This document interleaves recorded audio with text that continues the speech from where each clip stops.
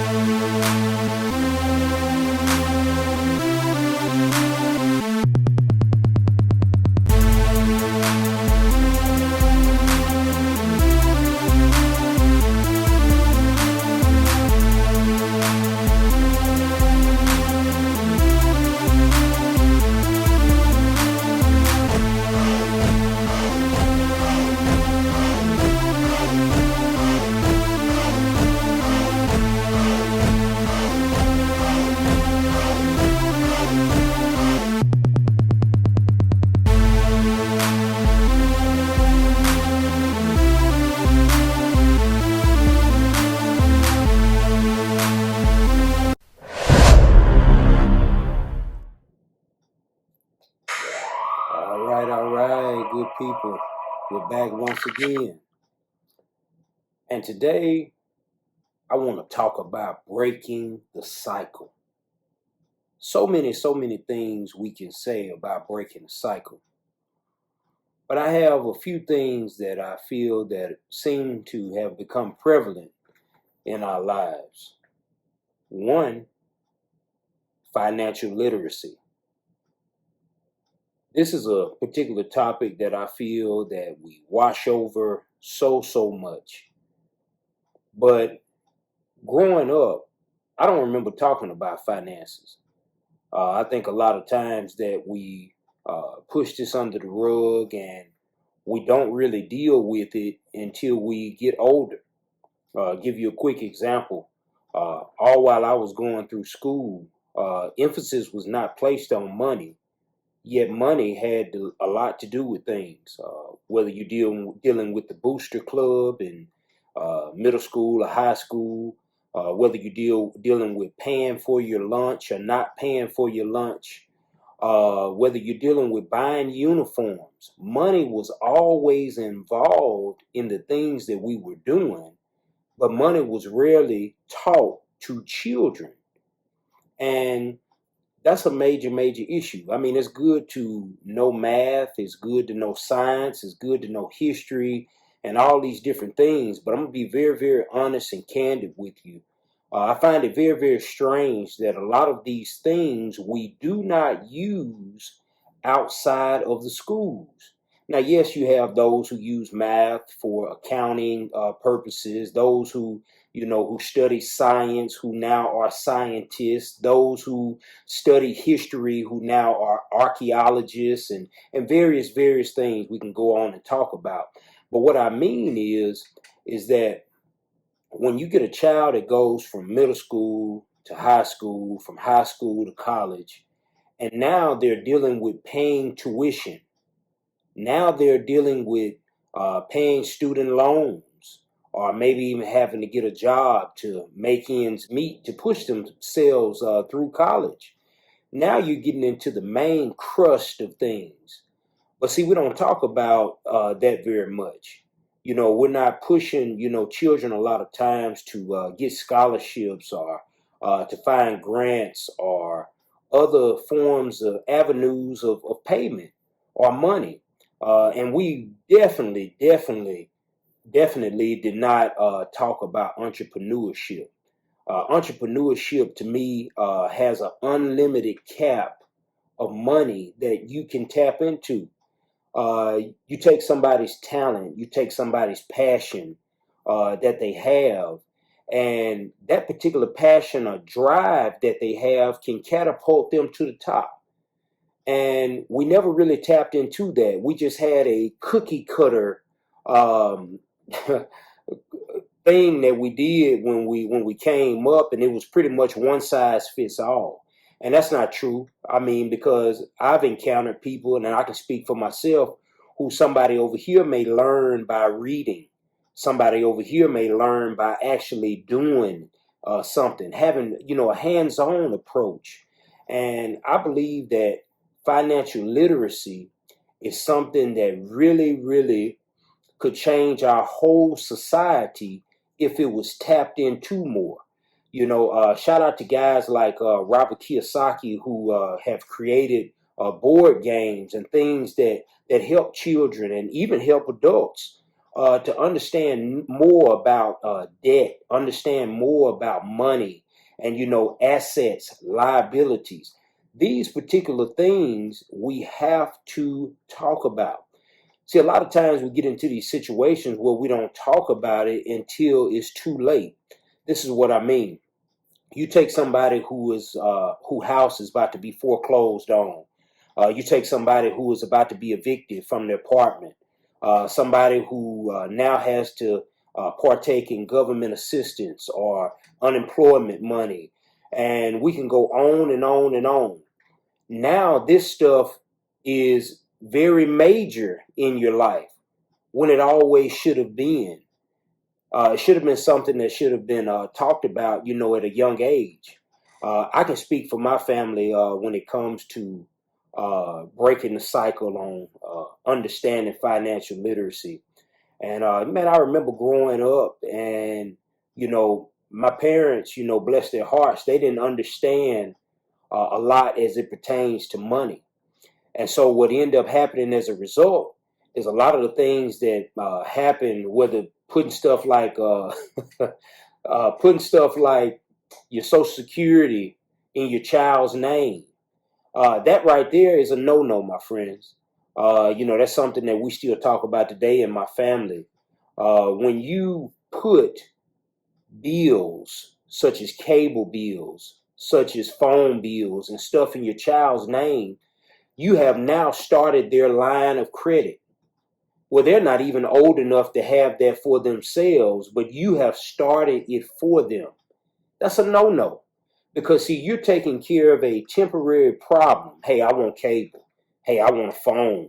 Or whatever the case may be. But what happens is now you have set your child up for failure. So, see, when they actually start in life, they have started behind. And I think that's a big issue. That's why when you listen to Let It Be Legacy, we speak about having a legacy and building something for your children, building something for your family, and leaving them, with honor, dignity, integrity. Because a lot of times we leave our family in debt. Think about a lot of the celebrities. When you look up celebrities from Michael Jackson on to, big names, and we can keep going on and on.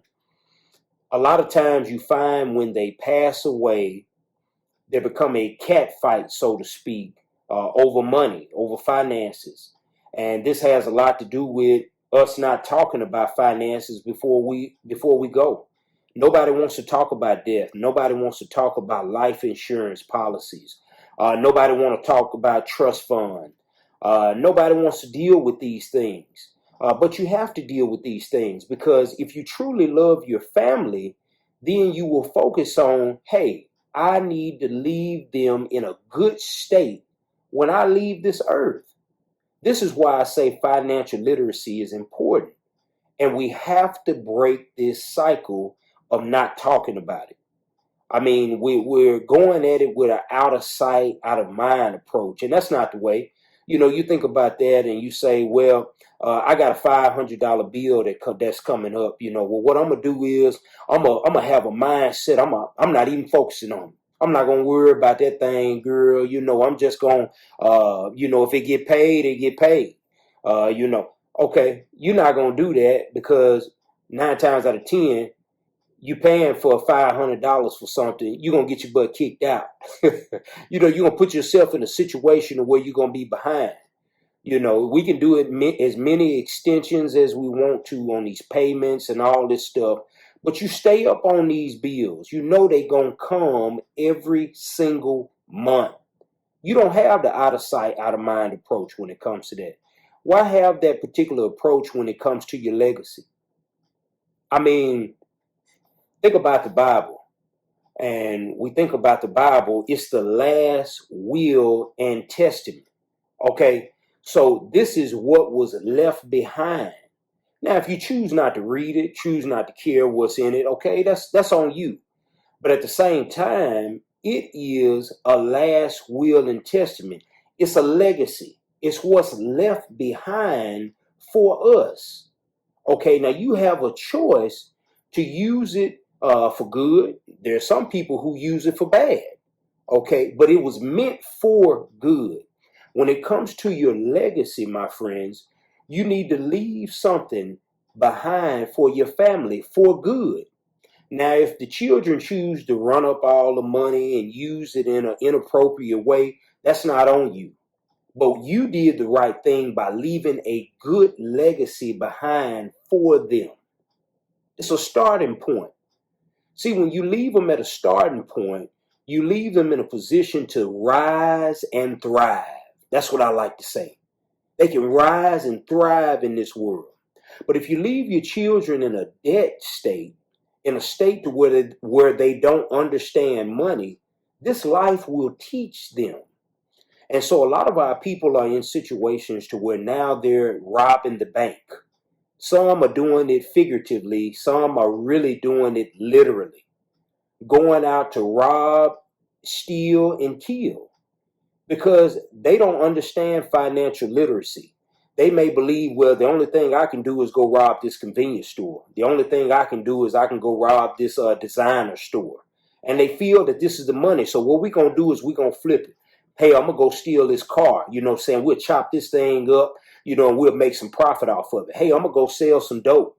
And then when I sell this dope, I'll make this particular profit. You give me something else, I'm going to take it back to the streets. This is a particular mindset that has become very, very prevalent in our culture. And we need to be very, very careful of it.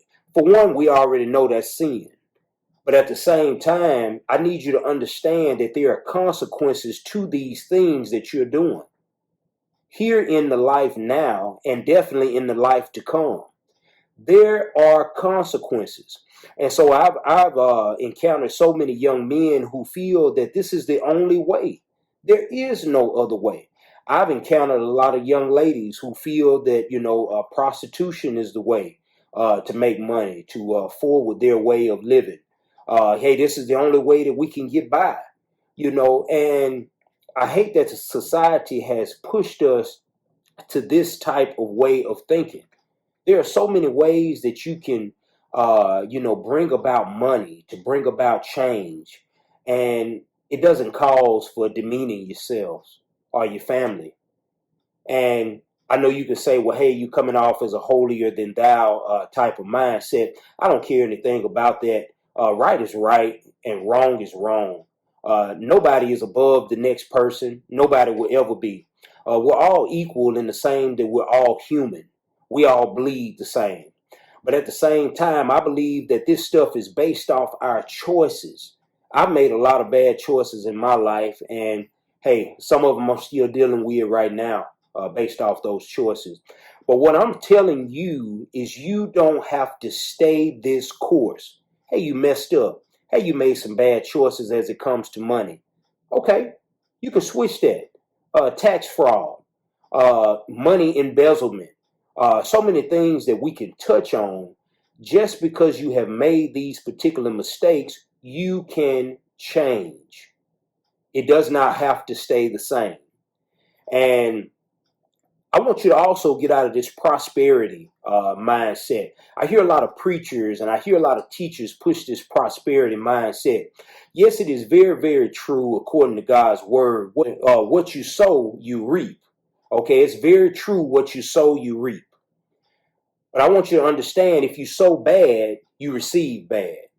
If you sow good, you receive good. But this is not the case when it comes to just money. I want you to be very, very careful when you have the mindset that, hey, I'm going to give this person $5, I'm going to get $5 back. Hey, you know what I'm saying? I'm going to give the congregation $1,000, I'm going to get $2,000 back. My friends, I'm sorry to tell you that that's not in the Bible. That's nowhere in the Bible, and these guys are really, really pushing a false gospel to you when they're pushing to you about money in the sense of, hey, do this and you will have an abundance amount of money. That's not true, because what happens a lot of times is you're not taking an account of your finances, and you're giving the congregation or you're giving the church so much money, and then you're forgetting about your bills over here. God is going to always take care of you. I want you to know that. But at the same time, he gives us the know-how. He gives us the mindset on how to do things. So when you're giving to the congregation, you budget that into your money. When you're paying your bills, you budget that into your money. Whether it's putting gas in your car, everything has to go as planned in your budget. When the Bible speaks about giving liberally, giving without grudge or necessity, you're giving of a mindset that is planned. You are not the type of person that just giving on a whim. No, I've already planned it out. I know what I'm giving to God. I know what I'm giving to his cause. I know what I have set up for my family. I know what I'm paying for bills. See, we plan for everything else, but we are not planning when it comes to financial literacy, when it comes to leaving a legacy. And I challenge you now, right now, whatever state you're in, whatever age you're in, to do something different. And this is what I'm saying. Look at your situation, whether you work a 9-to-5 job, whether you've just started up a business, whatever state that you're in. Maybe you just had a baby, and now things have changed financially for you and your family. Maybe you're a single mother, maybe a single father like me. Whatever situation that you're in, I want you to look at it, survey it from left to right, top to bottom. Look at it in a way to where, how can I advance from the state that I'm in? And what I mean by that is, you started right here and you may have become stagnant. You may have came from a long history of, debt and, hardships, such as what happened with my family. My family was not versed in money at all. And as a result, my family made a lot of bad choices. And so what I want for you is to make better choices. What I want for my kids is I want them to make better choices. But we have to, watch this, break the cycle. Somebody has to do it. Somebody has to start. A lot of times we get in situations, I just talked to a young lady here recently who, she's in a bad financial situation. Now watch this. Based on her training, the way that she was raised, in her mindset, she felt like the next best thing for her to do is to go back to school, is to pick up a trade. Not a trade, rather. She said she wanted to go back to school, and I think to get in the medical field. Okay, cool. She wanted to do the medical field. This is my thing with that. She started the school. Keep in mind, she was already in debt. She started the schooling. She got more in debt. She told me, she said, Will, I'm not able to pay for my schooling. I actually had to stop, and they told me that I need to get up the rest of my money to pay for my tuition. Listen to what I'm telling you. She realized she made a mistake, but it was too late. She was already in debt, and now she has went further in debt, thinking the mindset that by going back to school, that, hey, I can put myself in a better situation. Now, I'm not going to say that I'm totally against schools, but this is what I am totally against.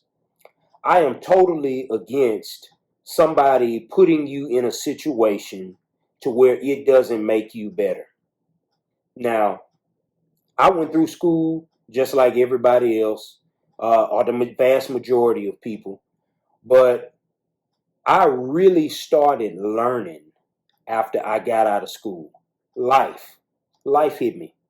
When you start talking about a wife and children, or paying a car note, or student loans hitting you, and student loans stand with you throughout your life, you learn a lot. And I tried to give her, this young lady, the best advice that I could, based off a lot of things that I dealt with. But at the same time, I had to cater the advice to her specific situation. And we spoke about her passion. We spoke about her entering in entrepreneurship. And it's a lot of things that she's very talented in. And I told her to try to pursue these things. But I want to tell you something, same thing that I shared with her. There are a lot of ways to acquire knowledge in a specific field that you guys want. And let me tell you now, with this internet and having the phone right at our fingertips, the YouTube, Google, all these big platforms that we can type into the search engine, there are ways to get the knowledge that you need without going through the traditional ways. You remember growing up, one of the things they always talk about, go to school, get you a good job, and go to college and, do something for your family, and the same old basic stuff. Let me tell you, my friends, that stuff is outdated. Very, very so. And, not to come against how, our parents was raised, they had what they had at that particular time. You got more. And so you can't come off in the same way that they came off and expect to get ahead in life when it comes to things. And you have to be very, very careful if you have a outdated mentality and you're trying to keep up in this new world. Now, when I speak about in this new world, I don't mean changing your morals. I want you to still be people of honor. I want you to still be people of integrity. So whereas when you do business, you do good business. You do the type of business to where people want to come back to you. Not the type of shade tree business that a lot of these people deal in. No, I want you to come in an upright manner, a truthful manner, a good manner, and you be honest with your people. Because if you're honest with your people, I guarantee you they'll keep coming back to you. So I want us to break the cycle of not understanding financial literacy. I want us to understand money more. I want us to understand cryptocurrency. I want us to understand stocks, real estate. I want us to understand assets, liabilities. I want us to understand more about trust funds, life insurance policies. I want us to understand more about taxes. You need to know how to file your taxes. You need to know how much money is came in and how much money is going out. If you're a startup, you need to know specifically how you are filing. You need to know how to pay yourself. There are so many things that we can tap into. And these are the type of things that we didn't study when we were growing up. What I'm telling you now is you're living and you're breathing and you have an opportunity to break this cycle. You don't have to keep going on. I understand that there are those who, have to deal with, food stamps, those who have to deal with government assistance. Trust me, I know about all of it. And I don't knock you in that sense. But I want to tell you this, is that there are also some other things that you can do. Those are the things that are not really being talked about. And I love the type of creators, content creators who focus on this particular topic, is because money does make the world go round. I do not put all my trust in money. I do put my trust in God. But God has given us this particular tool to use to take care of our families, to give, to take care of others. I know a lot of people that do a lot of good work, a lot of congregations that are doing good work off the money that they're receiving. It's not just going to the preacher. These congregations are really doing some good stuff in the community. And I think it needs to be talked about. I know some good organizations that are doing good things. Matter of fact, just recently, I think Puff Daddy made a donation to Jackson State University. I don't know how all of the funds are going to be, done or allocated, but at the same time, he understands And the Jackson State organization understands that money moves things. And so it's about our choices, my friends. What type of choices are we making? What type of choices are we making? I like what Les Brown said. He said, live your life the way you want to leave your life. That right there is powerful. I want to reside in heaven one day. And you would be very, very amazed to find that one of the most talked about subjects in the Bible is money. Yes, the Bible speaks about holiness. It speaks about sin. It speaks about, living a morally acceptable life before God, giving glory and honor to Him, and taking care of your fellow man.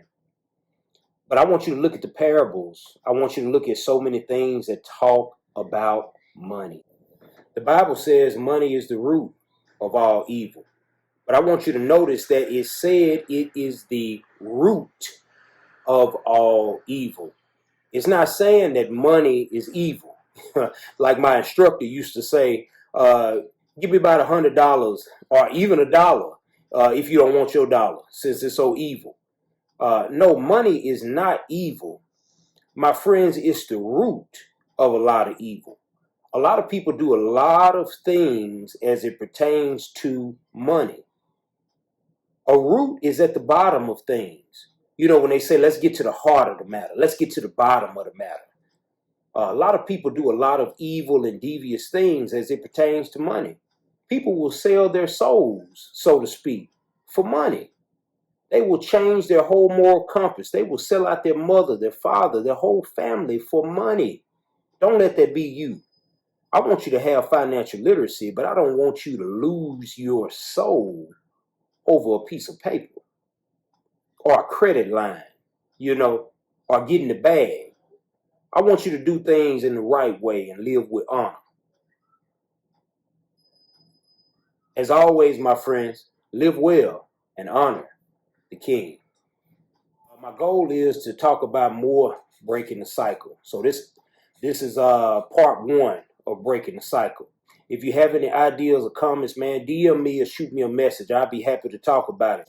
We always try to do things, by Bible principles, calling things in Bible ways, Bible names. And so send me what you got, man. I'll be happy to do it. The next topic will be on toxic relationships. We're going to break the cycle on this thing. There's nobody else to do it but us. So look out for that next episode.